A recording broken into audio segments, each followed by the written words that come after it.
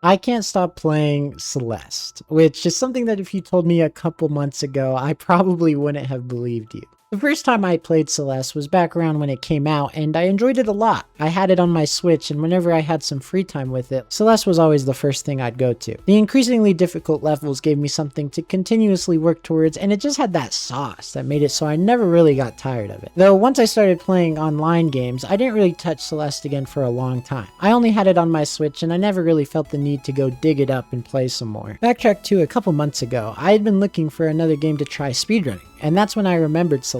I remembered how much fun I had with it, and had heard that the speedrunning scene for it was pretty big, albeit being something I wasn't really tapped into. So I started playing again just for fun, and tried some runs just for the heck of it. I honestly thought I would speedrun it for maybe a month or so, and then move on to another game. But I eventually found myself playing the game a lot more than I had expected. This ended up snowballing into a desire to see what else I could do with the game other than just speedrunning. So I decided to beat the game for the first time without using assist mode, which unfortunately I did use assist mode during my first playthrough for some of the harder levels, and then also started attempting other challenges the game offered, such as deathless golden berry runs. A game in which I thought was pretty straightforward ended up having so much more to it. Mechanics alone, this is an area I found myself having a ton of fun with. My first time watching pros speedrun the game, I started realizing that I was at the point where I could maybe start trying some more complex movesets and mechanics. I started watching even more videos and tutorials to learn some of these moves, and found it super fun to try and implement these mechanics naturally into my runs.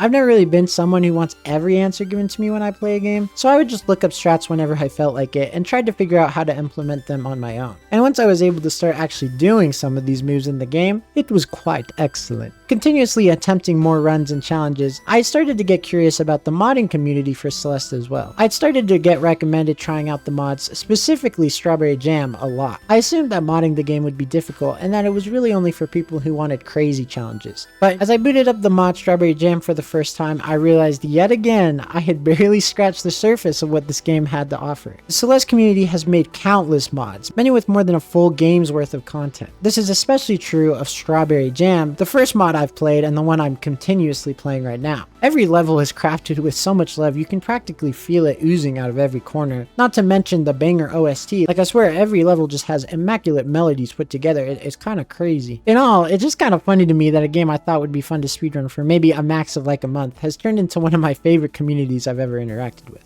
And if you're looking for a new game to try, I highly recommend Celeste because it is very cool and swag.